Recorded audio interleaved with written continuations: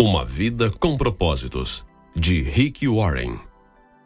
Dia 13. A adoração que agrada a Deus. Ame o Senhor, o seu Deus, de todo o seu coração, de toda a sua alma, de todo o seu entendimento e de todas as suas forças. Marcos, capítulo 12, versículo 30. Deus quer você por inteiro. O Senhor não quer apenas uma parte de sua vida. Ele pede todo o seu coração, toda a sua alma, todo o seu entendimento e toda a sua força. Deus não está interessado em um comprometimento tímido, em uma obediência parcial ou nas sobras de seu tempo e de seu dinheiro. Ele deseja a sua total devoção, não migalhas de sua vida. Certa vez, uma samaritana tentou argumentar com Jesus sobre o melhor momento, lugar e forma de adorar. Jesus respondeu que essas questões externas não tinham importância. Onde você adora não é tão importante quanto por que você adora e quanto de você mesmo se oferece a Deus quando adora. Existe a forma certa e a forma errada de adorar. A Bíblia diz: sejamos agradecidos e adoradores a Deus de um modo que o agrade. Hebreus capítulo 12, versículo 28. O tipo de adoração que agrada ao Senhor apresenta 4 características. Deus se agrada quando nossa adoração é conforme a verdade. As pessoas frequentemente dizem: gosto de pensar em Deus como... E então descrevem o tipo de Deus que gostariam de adorar. Mas não podemos simplesmente criar uma imagem pessoal de Deus, confortável e politicamente correta, e então adorá-lo. Isso é idolatria. A adoração deve ser fundamentada na verdade das Escrituras, não em nossas opiniões a respeito de Deus. Jesus disse à samaritana: os verdadeiros adoradores adorarão ao Pai em espírito e em verdade.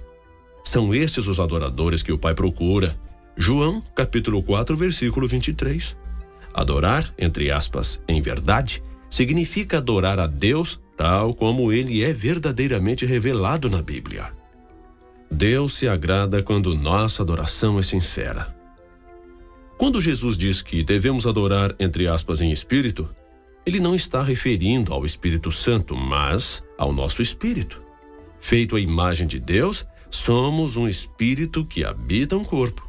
E Deus concedeu esse espírito para que se comunicasse com Ele. Adoração nada mais é do que seu espírito reagindo ao Espírito de Deus. Quando Jesus diz, entre aspas, ame o Senhor, o seu Deus, de todo o seu coração, de toda a sua alma, está querendo dizer que a adoração deve ser genuína e sincera. Não se trata de apenas usar as palavras corretas, mas deve realmente querer dizer o que diz. O louvor sem sentimentos não é louvor, em absoluto. Não passa de um insulto a Deus. Quando adoramos a Deus, Ele olha para além de nossas palavras, a fim de ver a atitude de nosso coração. A Bíblia diz: o homem vê a aparência, mas o Senhor vê o coração. 1 Samuel, capítulo 16, versículo 7. Uma vez que a adoração implica regozijar-se em Deus, é necessário que suas emoções estejam envolvidas. O Senhor lhe deu emoções para que você possa adorá-lo com intensidade, mas elas devem ser genuínas, não fingidas. Deus odeia a hipocrisia. Ele não quer exibicionismo, fingimento ou falsidade na adoração. Ele deseja amor sincero e verdadeiro. Podemos adorar a Deus de modo imperfeito, mas não podemos adorá-lo sem sinceridade. Logicamente, só a sinceridade não é o suficiente, pois você pode estar sinceramente errado. É por isso que tanto o Espírito quanto a verdade são necessários. A adoração deve ser conforme a verdade genuína. A adoração agradável a Deus é profundamente emocional e profundamente doutrinária. Nela, usamos o coração e a mente. Hoje em dia, muitas pessoas acham que ser comovido por uma música é o mesmo que ser tocado pelo Espírito Santo, mas são coisas diferentes. A verdadeira adoração acontece quando o seu espírito responde a Deus, não a uma melodia. Na verdade, algumas canções introspectivas e sentimentais impedem a adoração, pois retiram a evidência de Deus e a transferem para nossos sentimentos. Sua maior distração na adoração é você mesmo. Seus interesses e preocupações com o que os outros pensam a seu respeito. Os cristãos discordam com frequência da forma mais apropriada ou genuína de louvar a Deus. Mas essas discussões normalmente refletem apenas indiferenças de formação e também de personalidade. Muitas formas de louvor são mencionadas na Bíblia, entre elas, confessar, cantar, colocar-se de pé, ajoelhar-se, dançar, manifestar alegria, testificar, tocar instrumentos musicais e erguer as mãos. Salmos, capítulo 7, versículo 17. 149, capítulo 3, 150, capítulo 3. Esdras, versículo 3, capítulo 11. Neemias, capítulo 8, versículo 6. Hebreus, capítulo 13, versículo 15. O melhor estilo de adoração é aquele que mais genuinamente representa seu amor por Deus, baseado na formação e na personalidade que ele lhe deu. Meu amigo Gary Thomas observou que muitos cristãos parecem emperrados em uma adoração rotineira, uma rotina insatisfatória, ao invés de viver uma empolgante amizade com Deus. Isso ocorre porque se obrigam a utilizar métodos devocionais ou estilos de adoração que não se ajustam à maneira especialmente concedida por Deus a cada um. Gary raciocinou, entre aspas, se Deus propositadamente nos fez todos diferentes, por que deveríamos todos amar a Deus da mesma forma? Lendo obras cristãs clássicas e entrevistando cristãos maduros, Gary descobriu que os cristãos têm utilizado caminhos variados há 2000 anos para desfrutar intimidade com Deus. Ao ar livre, estudando, cantando, lendo, dançando, criando obras de arte, servindo outras pessoas, sendo solidários, desfrutando da comunhão e participando de dezenas de outras atividades. Em seu livro Secret Pathways, Caminhos Sagrados, Gary identifica 9 maneiras pelas quais as pessoas se aproximam de Deus. Os naturalistas são mais motivados a amar a Deus ao ar livre, em ambientes naturais. Os sensitivos amam a Deus com os sentidos e apreciam belos cultos de adoração que envolvem a visão, o paladar, o aroma e o toque, não apenas a audição. Os tradicionalistas aproximam-se de Deus por meio de rituais, liturgias, símbolos e escrituras rígidas. Os ascetas preferem amar a Deus na solidão e com simplicidade.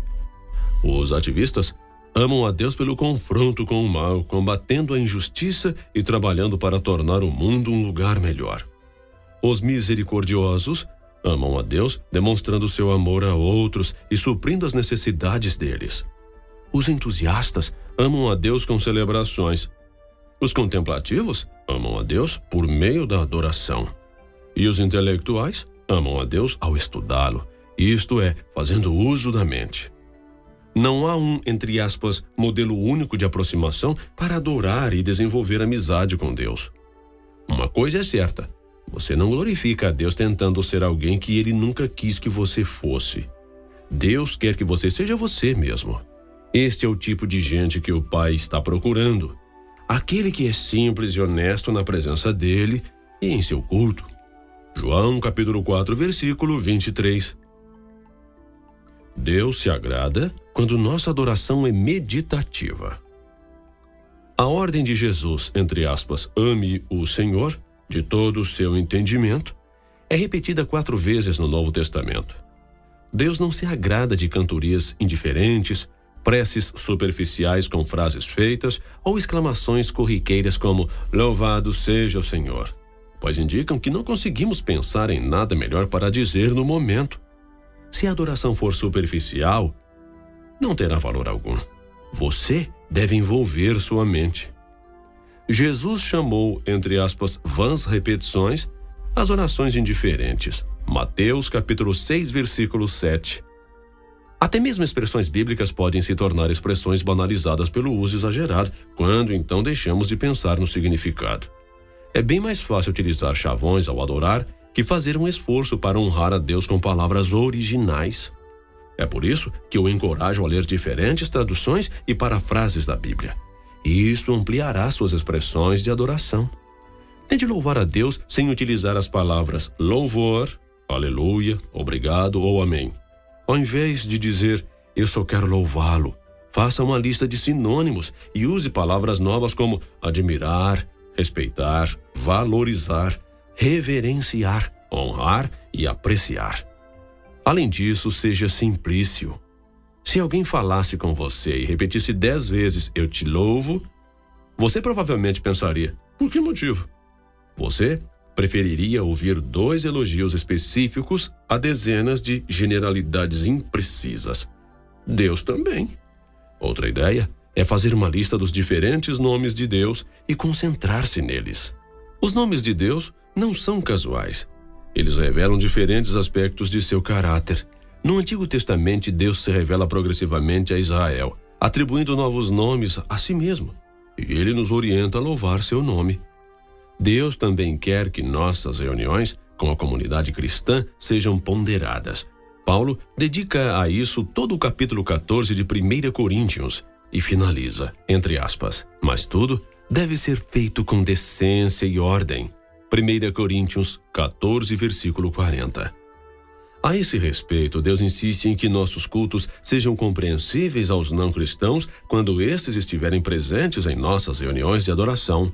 Paulo observa: se você estiver louvando a Deus em espírito, como poderá aquele que está entre os não instruídos dizer o amém à sua ação de graças, visto que não sabe o que você está dizendo? Pode ser que você esteja dando graças muito bem, mas o outro não é edificado. 1 Coríntios 14, capítulos 16 e 17. Ser cuidadoso ao tratar com os não cristãos que visitam o culto é uma ordem bíblica. Desprezar essa ordem é tanto um ato de desobediência quanto de crueldade. Deus se agrada quando nossa adoração é prática. A Bíblia diz: "Apelo que vocês deem seus corpos a Deus, que eles sejam um sacrifício vivo, santo, o tipo de sacrifício que ele pode aceitar." Romanos capítulo 12, versículo 1. Por que o corpo? Porque o Senhor não diz: "apresentem o seu espírito"? Porque sem o corpo você não pode fazer nada neste planeta. Na eternidade você irá receber um novo corpo, aperfeiçoado e aprimorado, mas, enquanto estiver neste mundo, Deus diz: "dê-me o que você tem." Ele está apenas sendo prático a respeito da adoração. Você já ouviu pessoas dizerem: "não poderei participar da reunião desta noite, mas estarei com vocês em espírito"? Você sabe o que significa isso? Nada. É inútil. Enquanto você estiver neste mundo, seu espírito só poderá estar onde o seu corpo estiver. Se o seu corpo não está lá, você também não está. Na adoração, devemos oferecer nosso corpo como sacrifício vivo. Normalmente, associamos o sacrifício com algo morto, mas Deus quer que você seja um sacrifício vivo. Que você viva por Ele. Entretanto, o problema com o sacrifício vivo é a possibilidade de ele fugir sorrateiramente do altar, o que muitas vezes acontece. Cantamos "Ó cristãos, avante" no domingo, e na segunda, batemos em retirada e voltamos ao nosso velho modo de vida. No Antigo Testamento, Deus se agradou de diversos sacrifícios de adoração, pois profetizavam o sacrifício de seu Filho por nós na cruz. Hoje Deus também se agrada de sacrifícios de adoração diferentes: ação de graças, louvor, humildade, arrependimento, oferta em dinheiro, oração, serviço aos outros e ajuda aos necessitados. Salmos, capítulo 50, versículo 14, 51, versículo 17, 54, versículo 6, 141, versículo 2, Marcos, capítulo 12, versículo 33, Romanos, capítulo 12, versículo 1, Filipenses, capítulo 4, versículo 18 e Hebreus, capítulo 13, versículos 15 e 16. A verdadeira adoração implica um custo. Davi sabia disso e afirmou: "Eu não vou oferecer ao Senhor meu Deus sacrifícios que não me custaram nada." 2 Samuel, capítulo 24, versículo 24. Um dos custos que a adoração tem para nós é o egocentrismo. Não se pode louvar a Deus e a si mesmo ao mesmo tempo. Você não adora para ser visto pelos outros ou para agradar a você mesmo. Ao adorar, você deliberadamente muda o foco da atenção para Deus. Quando Jesus diz "ame o Senhor de todas as suas forças", ele chama a atenção para o fato de que adorar exige esforço e energia. nem sempre é conveniente ou confortável, e às vezes a adoração é mero ato de força de vontade, um sacrifício voluntário. A adoração passiva é um paradoxo. Quando você louva o nome de Deus, mesmo sem vontade, quando sai de sua cama para adorá-lo, cansado, quando ajuda os outros que estão esgotados, você está oferecendo um sacrifício de adoração a Deus. E isso é agradável a Ele. Matt Redman, líder de adoração na Inglaterra, conta como seu pastor ensinou à igreja o verdadeiro significado da adoração. Para mostrar que a adoração é mais que música, ele proibiu todos os cânticos por um período de tempo, até que eles aprendessem a adorar de outras maneiras.